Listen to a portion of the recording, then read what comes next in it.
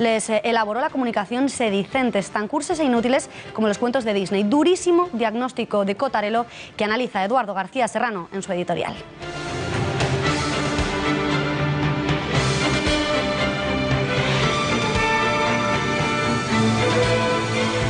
Buenas noches, Beatriz. Hace solo unos meses, en plena luna de miel de Podemos con los medios de comunicación y con las encuestas, el profesor Cottarello ya dijo de su exalumno, Pablo Iglesias, y cito literalmente: «Nos vamos dando cuenta ya de que el muchacho es tonto». Los resultados de las últimas elecciones avalan la advertencia del profesor Cottarello, entonces camuflada por el estado de gracia de Podemos y su líder con la opinión pública y sobre todo con la opinión publicada. A hechos consumados, el tiempo y las urnas han evidenciado lo que nosotros, al igual que Cottarello, conocemos muy bien a Pablo Iglesias, ya veníamos denunciando sobre el muchacho y Podemos. Eran un soufflé artificialmente fabricado con naftalina bolchevique que trató de camuflarse de socialdemócrata, pactando a la vez con los viejos comunistas a los que Iglesias no tuvo empacho en ridiculizar. Han fracasado y de ese fracaso ha surgido la guerra civil que ahora libran en Podemos y que les conducirá, no tardando mucho, a la fragmentación y a la irrelevancia política. Tenía razón el profesor Cottarello. Nos vamos dando cuenta ya de que el muchacho es tonto.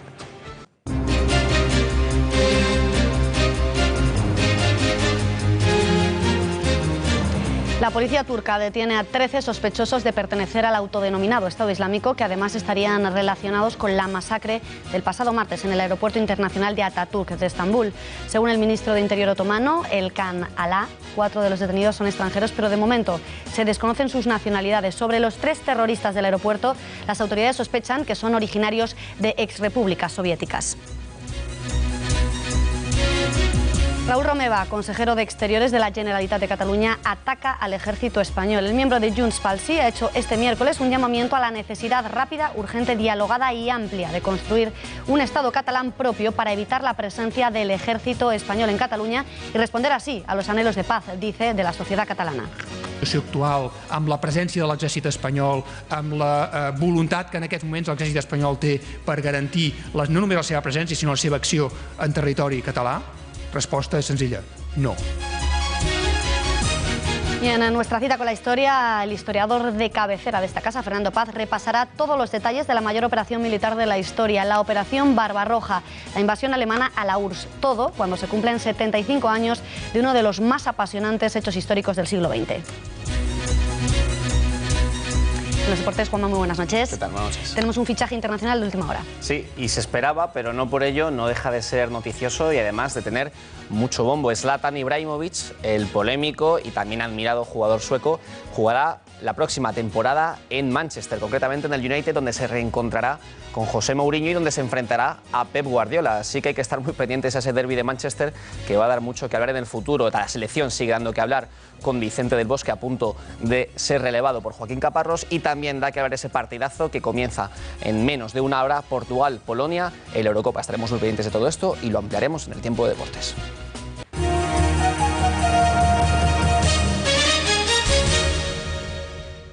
La agencia tributaria ha registrado este jueves la sede de Google en Madrid por posible evasión fiscal y fraude relacionados con el pago del IVA y de los impuestos de los no residentes. La filial de Silicon Valley en Madrid ha sufrido registros durante toda la mañana, ya que Hacienda sospecha que el gigante de las búsquedas en Internet no estaría declarando parte de la actividad que realiza en territorio español. La compañía asegura que está colaborando con las autoridades fiscales en todas las cuestiones y requerimientos planteados. Y hoy Hacienda es también noticia por la nueva lista de morosos que ha hecho público el Ministerio Fiscal. Se trata de contribuyentes que tienen deudas pendientes o sanciones por un valor superior a 1 millón de euros y que a fecha de 31 de diciembre de 2015 aún no han pagado. Son muchos los que repiten en una lista en las que llaman la atención los deportistas Dani Alves, Pedrosa, empresas como Canal Nou, Lorenzo Sanz, Mario Conde o Reyal Urbis. La publicación ha destapado una deuda por morosidad de casi 16.000 millones de euros. Para el presidente de la COE, Joan Roussel, los morosos no tienen por qué tener derecho a la intimidad de sus datos fiscales, por lo que considera que si deben dinero que apechuguen con la filtración, al tiempo que ha abogado porque también sean públicos los casos en los que la Administración no paga a sus proveedores. Pues nada, pues que como es una lista oficial, pues que el que esté, pues que apechugue, y me gusta. No se puede decir otra cosa.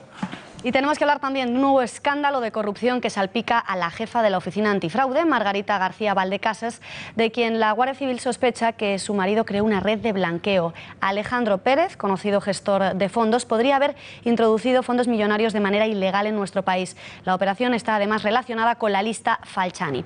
Eduardo, ¿qué te parece la cobertura mediática que se está dando a este escándalo, habida cuenta de la importancia del cargo que ostenta nada más y nada menos que la presidenta de la ONIF? Y no estamos viendo pues cámaras en la puerta de su casa, no estamos viendo los registros. ¿Por qué crees que hay unos casos en los que se da tantísima cobertura mediática, que abren telediarios, y otros, como este que estamos viendo, en los que incluso hay diarios digitales que hoy ya ni siquiera lo cuentan y no hemos visto que abriera ningún telediario? ¿Por qué crees esta diferencia? ¿Por qué crees que se da? Bueno, por mejor decir, Beatriz, la ausencia de cobertura mediática. Así es. Vamos a ver.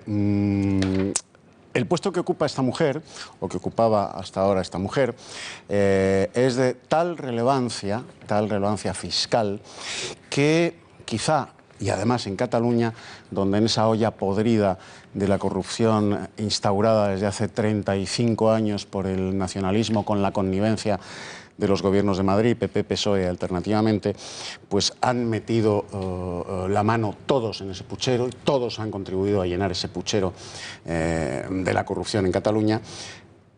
Quizá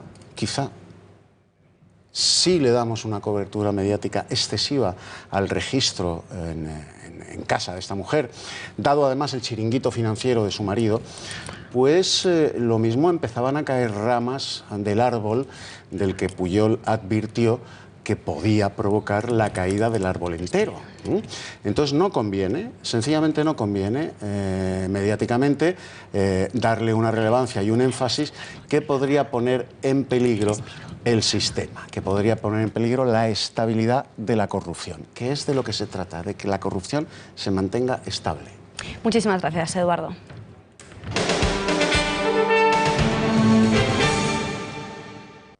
Mariano Rajoy prefiere la gran coalición, pero no descarta tener que ser investido gracias al apoyo de Ciudadanos, PNV y Coalición Canaria. Por ello, el presidente en funciones ha decidido abrir su ronda de contactos llamando a estos últimos en una táctica sorpresiva después de afirmar que los socialistas serían su prioridad. Las tres fuerzas se quedaría, como están viendo en sus pantallas, a un escaño de la mayoría absoluta, por lo que Rajoy aún necesitaría la abstención de un diputado como el de Nueva Canarias, Pedro Quevedo. Esta mañana el ganador de las elecciones se ha puesto en contacto telefónico con el presidente de Canarias, Fernando Clavijo, a quien ha trasladado su buena disposición para escuchar las exigencias de Coalición Canaria. Desde el partido insular han confirmado que se reunirán con Mariano Rajoy la semana que viene, con disposición al diálogo, al tiempo que dicen no tener intención de firmar un contrato de adhesión con los populares, a los que pedirán que cambien muchas de sus políticas si quieren su apoyo. Eso decían en Coalición Canaria. Fuentes cercanas a Génova aseguran que los populares ofrecerán a Pedro Sánchez entrar en un gobierno de gran coalición para conseguir su apoyo. Aunque este aún no se ha pronunciado al respecto, sí ha manifestado su intención de someter a las bases la decisión de pactar o no con el PP. Los populares no pierden la esperanza y piden negociar y pactar para evitar unas terceras elecciones. Alfonso Alonso ha invitado además al PNV a que se sume a cualquiera de los acuerdos resultantes. Lo importante es que tengamos un gobierno que disponga de estabilidad y que pueda seguir funcionando, pero ya no es una cuestión de que el Partido Socialista le tenga que dar algo al PP o el resto de fuerzas políticas, también el PNV, pero también del Partido Socialista, del que depende en muy buena medida que pueda haber estabilidad o no en España, ¿no? Por tanto, ¿qué le ofrecemos? Negociar, pactar, ver qué reformas, qué leyes vamos a aprobar en el futuro. Se sumará Sánchez a la gran anhelada coalición de Mariano Rajoy, se marchará a la oposición o abocará a España a unas terceras elecciones. En el PSOE no parecen tener claro cuál será su postura de cara a las negociaciones, como tampoco parecen tener clara su estrategia en Ciudadanos, partido desde el que hoy han sorprendido con una propuesta contraria a lo que hasta ahora han defendido. En el PNV y Coalición Canaria tampoco desvelan de momento sus cartas. Para conocer la última hora de las posiciones de los partidos adoptadas, conectamos con la redacción. Allí se encuentran María Matos, Alba Vila y Cristina Ramos. Empezamos por ti, María. Muy buenas noches. Parece ser que en el PSOE sigue habiendo división de opiniones. ¿Qué deben hacer? No lo tienen claro. Hoy han hablado Susana Díaz y Fernández Vara. ¿Qué han dicho? Buenas noches. Buenas noches. Pues parece que en el Partido Socialista hay varias posturas enfrentadas. Efectivamente, como dices, hoy ha hablado la presidenta de Andalucía, Susana Susana Díaz, quien se ha mostrado totalmente contraria a una gran coalición y ha dicho que repetir unas terceras elecciones sería algo catastrófico, por lo que culpa a Rajoy y ha dicho y ha instado al presidente en funciones que se ponga a trabajar y a buscar votos. El secretario general de Extremadura, Fernández Vara, también coincide con Susana Díaz en que repetir esas elecciones sería algo catastrófico, pero sin embargo ha abierto la puerta a una mínima abstención a última hora, lo que sí sería posible, por ello, una investidura de Mariano Rajoy, por lo que decimos ahora en el Partido Socialista está en una encrucijada, no se sabe muy bien lo que va a pasar, pero de momento lo que sí sabemos es que esta tarde Susana Díaz ha aceptado una consulta a las bases. Les escuchamos.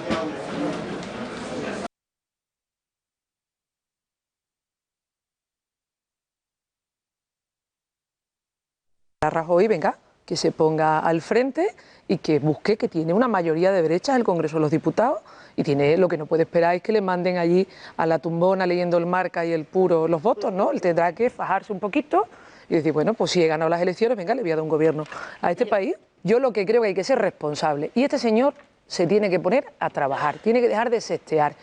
Yo nunca he estado a favor de una gran coalición y no lo voy a estar nunca, nunca.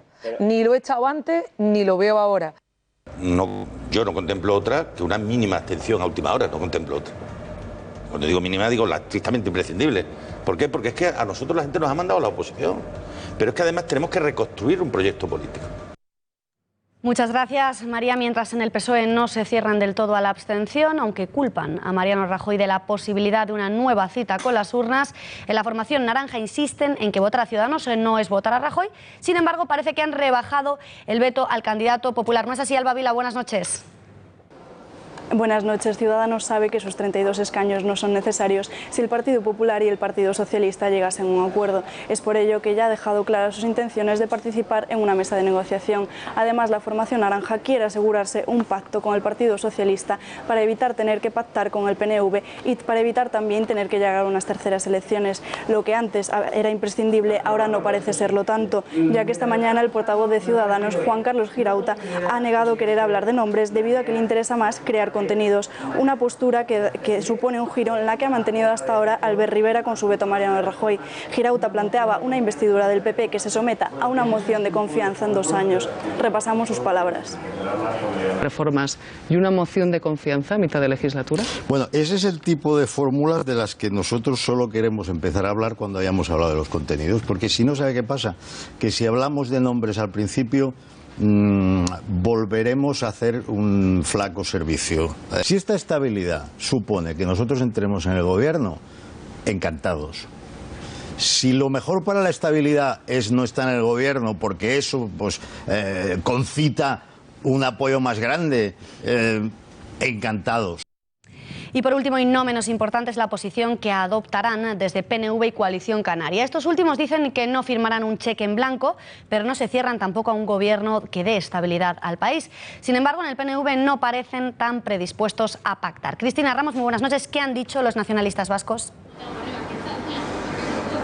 Muy buenas noches, Beatriz. Pues como decías, en esta primera ronda de contactos con los líderes de las fuerzas con representación parlamentaria, el primer partido con el que ha hablado Mariano Rajoy es con Coalición Canaria, que recordemos es el único partido que se ha mostrado desde un principio dispuesto a negociar con el Partido Popular. De hecho, su líder, Ana Oramas, insiste en que el gobierno que cree que tendremos finalmente es un gobierno del Partido Popular con el apoyo de Ciudadanos, Coalición Canaria y PNV. Y de este partido también conocemos algunas últimas novedades, aunque no tan positivas. Han trasladado un mensaje al Partido Popular y les han dicho que esperen sentados a la oferta de entrar en el gobierno, porque todavía no han pedido disculpas por decir que la corrupción en el País Vasco lleva las siglas del PNV.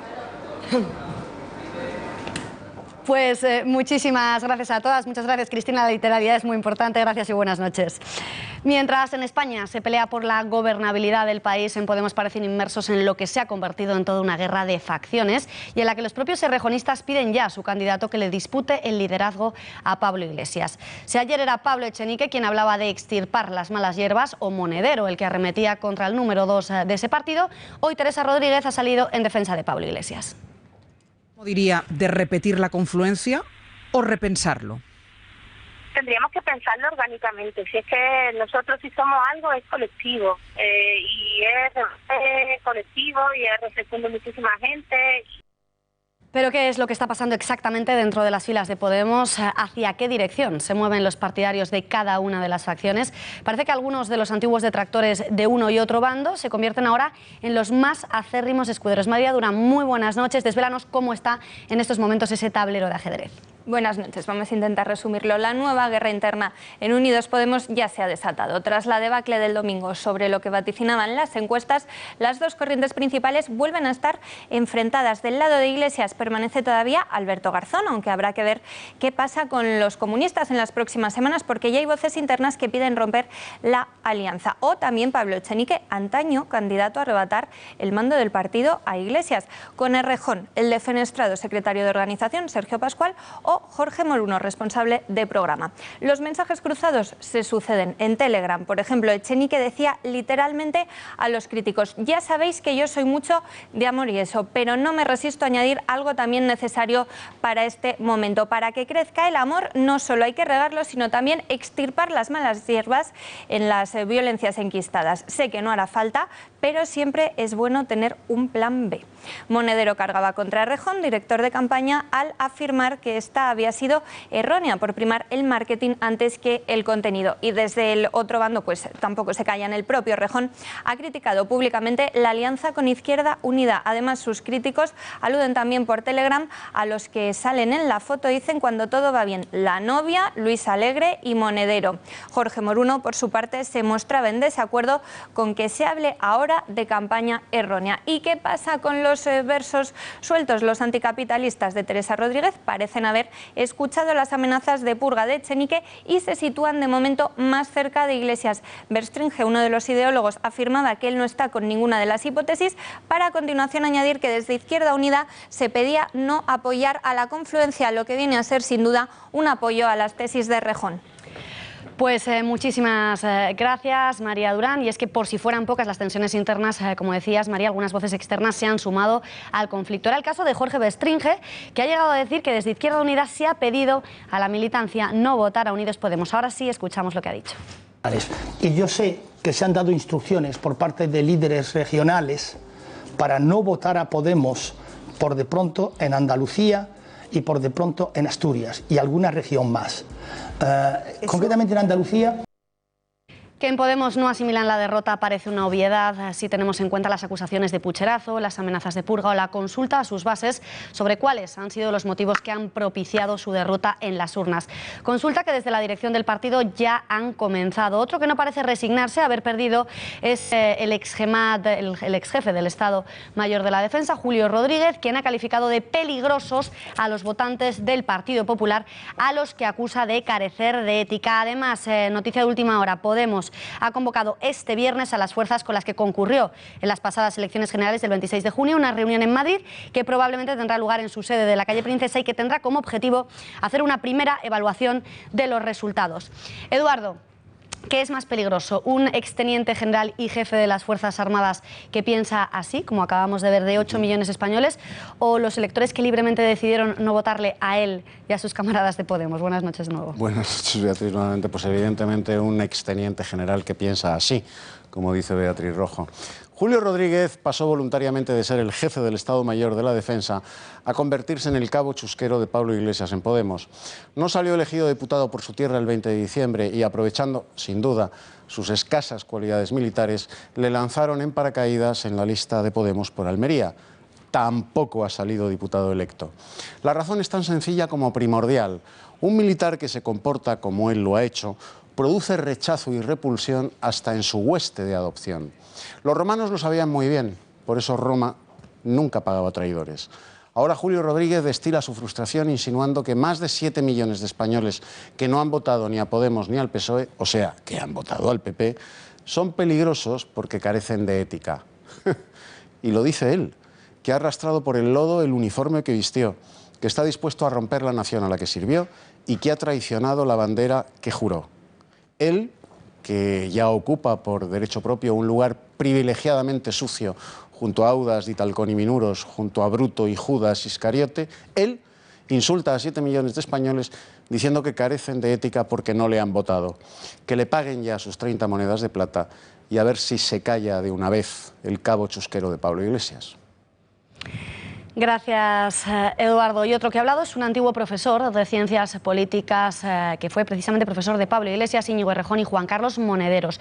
Ha señalado que Podemos es lo peor que le ha pasado a la izquierda española desde 1975. Ramón Cotarelo, además, en un artículo publicado en su blog, como están viendo en su pantalla, ha asegurado que la formación morada dio pábulo a los más inútiles, pero a los obedientes.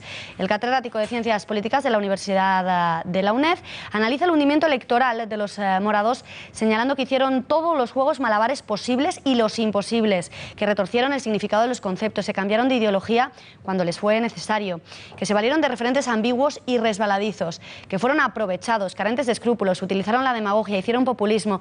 Durísimo, durísimo discurso del que fuera profesor de Pablo Iglesias, Íñigo Errejón y Juan Carlos Monedero.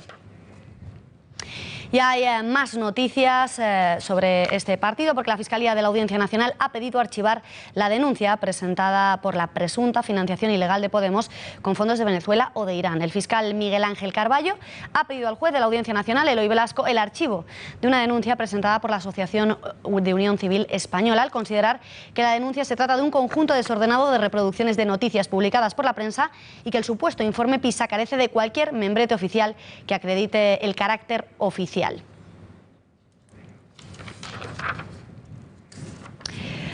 Y nos vamos en directo hasta el auditorio de la Escuela Municipal de Música y Danza de Pozuelo de Alarcón, en Madrid, donde se está celebrando en estos momentos la entrega de las antenas de plata otorgadas por la Asociación de Profesionales de Radio y Televisión de la capital. Dos de los premiados, además, son de esta casa. Patricia Tenorio, muy buenas noches. Creo que estás muy bien acompañada. Buenas noches, Beatriz. Pues El Gato al Agua, uno de los programas de referencia de Intereconomía Televisión desde hace 10 años, recibe hoy un premio, las antenas de plata. Su presentador y director, Javier Algarra, recibe este galardón en la 24ª edición, y también recibe ese premio Albert Castillón, que es presentador y director de El Barómetro, todos los días, de lunes a viernes, en Radio Intereconomía, de 12 a 2 de la tarde. Enhorabuena, en primer lugar, Albert. Muchas gracias, Patricia. ¿Cuáles crees que son los motivos por los que le han dado al Barómetro ese premio? Este es un premio muy especial porque lo dan los compañeros, los profesionales de radio y televisión. Y yo creo que además llega a la casa, a Radio Intereconomía, al Grupo Intereconomía, en un buen momento. Necesitamos esa fuerza y la estamos consiguiendo. Este es un premio para todos los trabajadores y directivos de esta casa que no han pasado buenos tiempos y que espero el futuro sea mucho mejor. Y es un premio al trabajo, al esfuerzo y a ver la realidad cada día y la actualidad desde otra óptica. Con toda la trayectoria que tienes de premios, ¿cuál te falta? No, yo nunca espero nada. A mí me llega todo por casualidad. Yo no esperaba este premio y estoy encantado. Pero es verdad que reconforta mucho. Es un golpe en la espalda, es una palmada, es un abrazo. Y sobre todo a los oyentes que hacen posible y a los patrocinadores que hacen posible que el programa sea cada día más libre. Claro, porque ¿qué tiene el Barómetro? ¿En qué consiste el Barómetro? El Barómetro es un experimento en el que damos la vuelta a la actualidad. No vamos a contar lo que ha ocurrido a las 12 del mediodía, porque hoy en día todo el mundo ya lo sabe. Por lo tanto, lo que no te cuentan de lo que ha ocurrido es lo que intentamos explicar ahí cada día. Muy bien, Albert, muchísimas gracias. Bueno, Beatriz, Albert es uno de ellos, pero hoy son muchos los que reciben una antena de plata en este auditorio de Pozuelo de Alarcón, de Madrid. Pues desde luego darles a todos nuestra más sentida enhorabuena. Enhorabuena a nuestros compañeros también, al Gato al Agua, a Albert Castillón. Muchísimas felicidades, y nosotros les dejamos ya pasarlo bien en ese cóctel. Gracias, buenas noches. Buenas noches.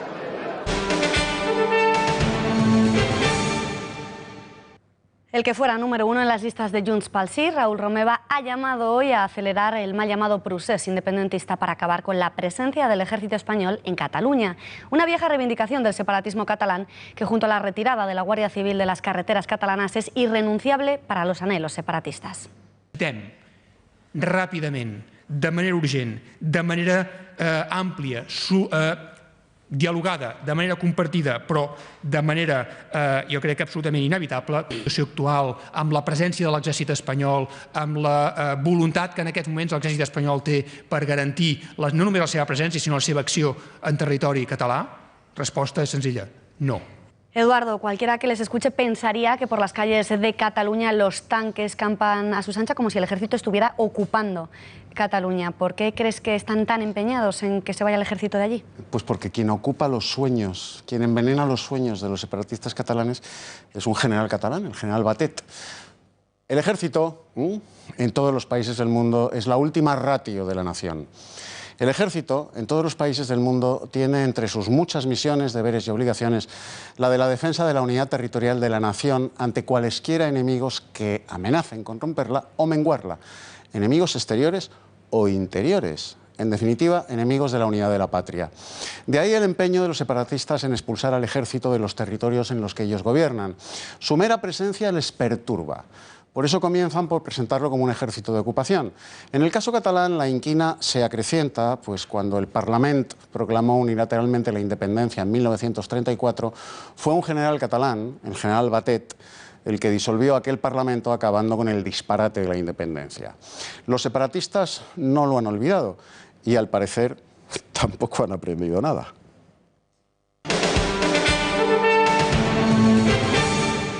De echar un vistazo al Reino Unido, donde el Brexit ha abierto una brecha no solo a nivel económico y social, sino también una verdadera crisis de gobierno tras la dimisión de su primer ministro David Cameron. El alcalde de Londres, Boris Johnson, quien ha ejercido un papel protagonista a favor de la salida de Europa, ha rechazado contra todo pronóstico suceder a Cameron, dejando a Theresa May como la gran favorita frente a la también sorprendente candidatura del ministro de Justicia, Michael Gove. 4 son los escenarios que se dibujan tras el Brexit. Según un informe elaborado por Citigroup, el panorama europeo mundial pinta muy negro, hasta en 3 de esas hipótesis. Veamos cuál sería la única esperanza según ese informe. Según Citigroup, el escenario más probable tras el Brexit pasaría por una suave ralentización de la economía tanto europea como mundial, con ligeras bajadas del euro y finalmente las empresas europeas congelando sus beneficios con rangos de entre el 0 y el 5%. Pero hay otras 2 hipótesis más negativas. Una de ellas describe un notable frenazo de la economía europea y mundial, aunque sin llegar a la recesión, y el euro registraría más caídas frente al dólar. Las empresas europeas podrían ver reducidos sus beneficios más de un 5%. La otra, incluso más pesimista, vendría marcada por la entrada en recesión tanto de la economía europea como de la mundial. El euro sufriría un severo castigo hasta niveles próximos a la paridad y los beneficios de las empresas se desplomarían entre un 30 y un 50%. También existe, eso sí, una cuarta opción, la preferida de los optimistas, y que consistiría en anular los efectos del referéndum, algo que ya están tratando de hacer algunos ciudadanos británicos. Así se mantendría un crecimiento positivo, aunque modesto, en la economía europea y mundial, y se aceleraría la remontada del euro en el mercado de divisas. Además, permitiría un incremento de los beneficios de las empresas europeas de hasta el 10%. Ahora habría que ver si el resto de la Unión Europea estaría dispuesta a permitirlo.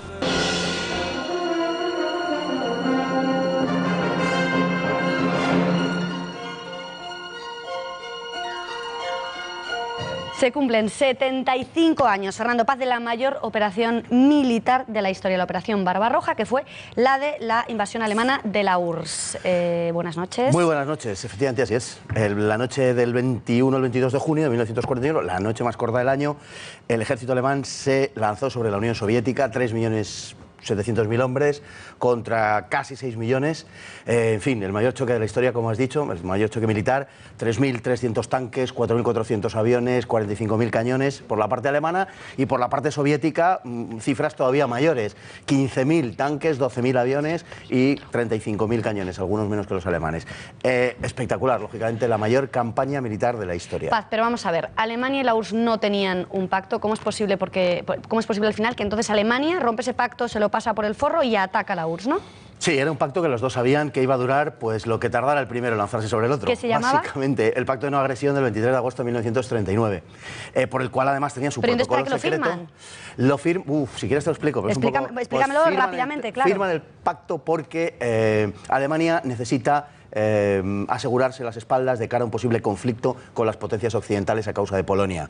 No puede arriesgarse una guerra en 2 frentes. Esa es la razón alemana por la cual firma el pacto con la URSS. ¿Pero por qué lo firma la URSS? Claro. La URSS lo firma esencialmente, primero, por desviar el impulso alemán en otra dirección, pero sobre todo porque Stalin está calculando que los occidentales y Alemania se van a pegar en una guerra parecida como la Primera Guerra Mundial, una guerra larga entre los aliados y Alemania, después de la cual, en una Europa arruinada y absolutamente destruida, como sucedió en la Primera Guerra Mundial, él se haría con Europa, con una Europa devastada, con una Europa destruida. Y esa es la razón fundamental por la cual él lo que hace es impulsar a Alemania. Él sabe que si no firma el pacto con Alemania, Alemania no se atreve a enfrentar a los occidentales. Ya, pero perdona mi ingenuidad, porque no vale de nada, ¿no? Si se firma un pacto a sabiendas, según dices los dos, que se lo iban a saltar en cuanto les conviniera, pues menudo pacto es ese. Pues no sé para qué firman nada. Todos los pactos son iguales, todos los pactos duran lo que tarda uno de los dos en saltárselo. Eso siempre ha sido así. ¿Y cómo es que Stalin se aviene a firmar un pacto con Hitler, ¿no? Que su enemigo ideológico, más en las antípodas no podían estar? Sí, bueno, se habían tirado años lanzándose basura unos a los otros, como es natural, y lo que está en el cálculo de Stalin, claramente, es un intento de provocar la guerra. Stalin tiene la llave de la guerra. Si Stalin, en ese momento, a partir de la primavera del 39, tanto los franco-británicos como los alemanes empiezan a cortejar a la Unión Soviética. Y Stalin es el que decide con quién se pone. Si Stalin se pone con los occidentales, con toda probabilidad no hay guerra, porque Alemania no puede enfrentar ese panorama. Ajá. Pero si Stalin se pone con los alemanes, entonces sí hay guerra. ¿Y por qué se pone con los alemanes? Porque quiere que haya guerra. ¿Y por qué le interesa a Stalin que haya guerra justo en ese momento? Para que Europa se arruine, para que Europa se destroce y el comunismo pueda triunfar en una Europa normal, digamos, en una Europa razonablemente Cuanto próspera. peor, mejor para ellos, ¿no? Efectivamente. Entonces, de la destrucción de Europa nacerá el comunismo. Aunque en la Operación Barbarroja Paz los alemanes obtuvieron algunos de los mayores triunfos de la historia militar, ¿por qué finalmente acaban perdiendo, acaban fracasando? ¿Qué es lo que provoca, qué es lo que gira en favor de la URSS? Pues, bueno, son muchos factores. El primero es que Alemania entra en la campaña un poco tarde, a finales de junio, mes y medio después de lo que estaba calculado en principio, y el invierno se le echa, el invierno que además vino temprano ese año y extraordinariamente duro, se le echa encima y entonces no se puede maniobrar, digamos, militarmente. Pero el invierno no es lo peor. Peor había sido el otoño porque las lluvias, lo que se conoce en Rusia como la Rasputitsa, el fango que se hace líquido y tal y que impide todo movimiento de los pertrechos militares, de los tanques, etcétera, impide, como digo, las maniobras militares, impide los movimientos, ¿no? Eso es una de las causas. Otra de las causas es la propia inmensidad de Rusia, obviamente. Rusia es un país sencillamente inmenso, es la sexta parte de las tierras emergidas, de todo lo que hay en el globo, y es imposible prácticamente de conquistar. Esa es otra de las razones. Y una tercera razón es la falta de absoluta habilidad política por parte de los alemanes, que, en fin, como ya sabemos, su ideología nazi racista pues les impide considerar a los rusos en un pie de igualdad. Mira, cuando los alemanes entran en la Unión Soviética, en los pueblos de la Unión Soviética, ucranianos, letones, estonios, lituanos, moldavos, ucranianos y los rusos también, en gran medida les acogen con verdadero entusiasmo como liberadores de la opresión comunista que venían sufriendo con Stalin y que venían sufriendo desde el año 17. ¿Qué hacen los alemanes? En lugar de aprovechar ese caudal de buena voluntad inmenso que hay hacia ellos, se dedican pues, a comportarse de un modo casi peor que lo hacían los soviéticos, por ejemplo, a mantener los odiados coljoses, las granjas colectivas, por ejemplo, y a no permitir su expresión, digamos, nacional, la expresión de su identidad. En fin, consiguieron que aquellos que estaban entusiasmados con ellos al final se volvieran contra la propia dominación alemana, ¿no? Fácil, ya por último y muy brevemente, ¿se puede decir que el ataque de Alemania a la URSS le costó la guerra a Hitler? Y si es así, ¿por qué? Indudablemente, indudablemente. El factor esencial en la derrota de Alemania fue la presencia de la Unión Soviética. Digamos simplemente que por cada norteamericano que murió en la Segunda Guerra Mundial murieron 56 soviéticos, 56 veces más, 27 millones de soviéticos. Si no hubiera sido por la Unión Soviética, los norteamericanos y los británicos seguirían ensayando sus misiones en las costas del sur de Inglaterra. Todavía no habrían desembarcado en Normandía. Tenían muchos hombres que poner, ¿no? Sí, indudablemente. Fernando Paz, me ha encantado. Muchísimas gracias. Nos vemos la semana que viene. Un placer, como siempre. Gracias y buenas noches. Buenas noches.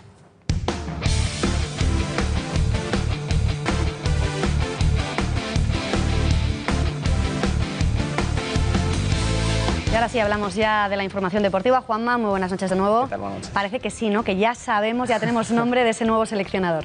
Tampoco había mucha incertidumbre, lo veníamos ya diciendo. Igual que el fichaje de Ibrahimovic por el Manchester United que hemos dicho al inicio de este informativo, pues más o menos se sabía que Joaquín Caparrós sería el elegido. Vicente del Bosque ha dejado claro, o así apuntan ya todos los medios, los principales rotativos, sobre todo el diario Marca, con una noticia firmada por Roberto Gómez, con tertulio de Punto Pelota.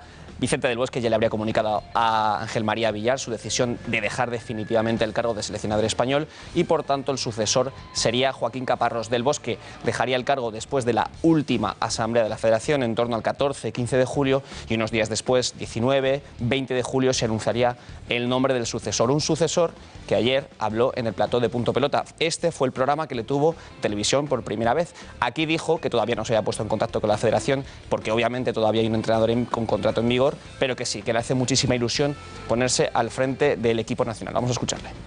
Que he tenido la oportunidad de entrenar tanto nacional como a nivel internacional y bueno, si no hay seleccionador y estamos en una terna de 3 o 4, pues la posibilidad de estar en esa posible terna, pues sí que me hacía ilusión, ¿no? Y me sigue haciendo ilusión, pero insisto que lo ideal sería que convenciera al presidente de la federación, convenciera a Vicente hasta el Mundial y que tuviéramos seleccionador hasta entonces, ¿no? Bueno, seguimos con las selecciones, en este caso las que les va un poquito mejor que España en la Eurocopa. Gareth Bale, que está pendiente de jugar ese partido mañana, precisamente dice que jugarán el partido más grande de la historia de Gales desde 1958, que fue la última ocasión en la que estuvieron en unos cuartos de final de una competición internacional. Todavía jugaba George Best, por aquel entonces en las Islas Británicas, no decimos más. Bueno, pues este partido es muy importante, obviamente el Portugal, Polonia, del que les hemos hablado al inicio de este informativo, y otro también, el de Islandia, vital. Los islandeses puede que se hayan relajado un poco después de plantarse en cuartos de final contra todo pronóstico. Quizá por eso han llegado 20 minutillos tarde a la última cena. Ayer por la noche el seleccionador islandés, que es sueco, recordamos, parece ser, según apuntan los medios nórdicos, les montó un buen escándalo. Y un buen escándalo es el que parecía que estaba montando Neymar en Barcelona, porque se resistía a firmar su renovación. Hoy Bartomeu ha comparecido, ha hecho balance de la última temporada azulgrana y ha dicho que todo el mundo tranquilo, que Neymar en muy pocos días va a renovar. No vol marxar al Barça. Neymar no quiere irse del Barça. Neymar en los próximos días confirmará su renovación. Lo confirmaremos para las próximas 5 temporadas. Neymar nunca nos ha dicho quiero marchar del club. Neymar quiere seguir en el club. El Barça quiere que siga. Estos días los abogados del club y los abogados de Neymar están acabando de cerrar flecos de su renovación. Esperemos anunciarlo en los próximos días. Viniendo de donde venimos, los abogados lo están tratando con cuidado. Hombre, normal que lo traten con cuidado. Por cierto, Dani Alves, un exfutbolista del Barça que según la última lista de Hacienda debe más de 1,2 millones de euros a el fisco español. Y el que estamos viendo dentro de poco se convertirá en jugador azulgrana. Umtiti, el defensa central de 22 años del Olympique de Lyon. Bartomeu ha confirmado lo que todo el mundo prácticamente ya sabía, que es un jugador hecho por el Barcelona. Hay un acuerdo entre clubes y queda que el FC Barcelona se ponga de acuerdo con el propio jugador, con su representante, para pactar su salario. Vamos a escuchar las explicaciones del presidente Bartomeu. El Barça ha llegado a un acuerdo con el Olympique de Lyon para fichar a Umtiti. Falta hablar con el jugador, pero se ha llegado a un acuerdo con el Olympique. 25 millones de euros fijos para que el jugador se pueda incorporar al Barça. Fijos, 25 millones fijos, invariables. Bueno, y nos vamos muy rápido, Beatriz, ya sabes, porque empieza ese partidazo del que todos tenemos que estar pendientes y sobre todo aquí en Punto Pelota, después de que ayer tuvimos en exclusiva a Joaquín Caparrós, se va a hablar mucho de este tema y ese partido, el Portugal-Polonia, seguro que lo verá este perro, el mayor fan de la Eurocopa, que está causando sensación en las redes sociales porque sigue atento todos los partidos, sigue todas las jugadas, pendiente, como puedes ver, el balón va para un lado y para otro y él se desplaza, su dueño ha subido este vídeo a las redes sociales y ahora mismo tiene casi más fans el perro que el propio equipo nacional. Bueno, lo entiendo perfectamente, yo estoy obsesionada y quiero que me regalen además precisamente un perro muy parecido a ese. Me regalaron uno, pero luego me lo quitaron, como a los niños pequeños, Juanma. Les dejamos con Punto Pelota, ¿no sabemos la alineación? No la sabemos, pero porque queremos que la gente esté pendiente. Porque queremos estar pendientes y queremos también que estén pendientes de una actuación estrella, la canción del verano. No diremos qué más va a estar esta noche en apenas unos minutos con Alonso Caparrós. No se lo pierdan, nosotros les dejamos y después recuerden, a las 10 de la noche tienen una cita con El Gato al Agua, hoy presentado por Gonzalo Vans. Nos vamos, gracias, buenas noches.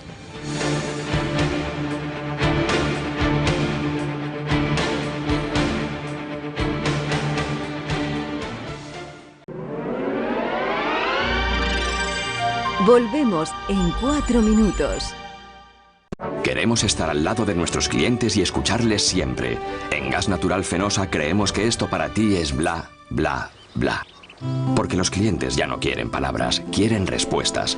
Por eso, si no estás conforme con la lectura facturada, te devolvemos el dinero hasta resolverlo. Gas Natural Fenosa, hecho y dicho.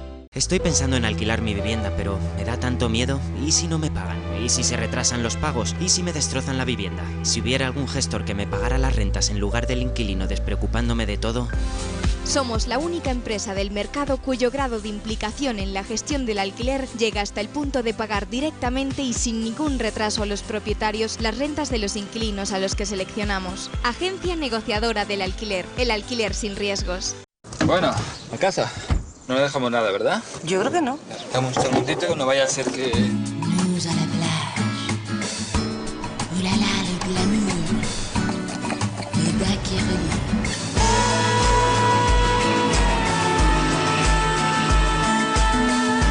Anda, mis chanclas. ¿Dónde estaban? Ni te lo imaginas. Sorteo de vacaciones con 20 millones a un décimo. Unas vacaciones, vacaciones. Lotería Nacional. Que te sientes y deja el móvil ya. Que ya voy, estoy mirando en Job Today. Job Today, Job Today. ¿Pero qué te crees? ¿Que vas a encontrar trabajo por arte de magia? Hola familia, ¿qué queréis comer? Mira, José, qué bien lo hace. Estoy tan orgullosa de ti. Si buscas trabajo, coge el móvil. Job to you, Job to ya, Job Today. Fue un gol que significó hacer realidad una de mis ilusiones de niño. Y cuando logras algo tan grande, siempre te acuerdas de las personas que estuvieron ahí, dándome su confianza. En CaixaBank creemos que dar crédito es dar confianza. Por eso podrás disponer de un préstamo al momento para financiar tus ilusiones. CaixaBank, tú eres la estrella.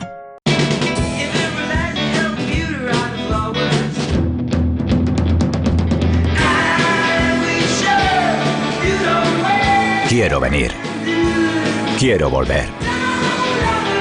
Quiero verano. Quiero Galicia. Galicia, el buen camino. Porque nuestro conocimiento es su seguridad. Si tiene un coche automático, dele el mejor cuidado en Automatic.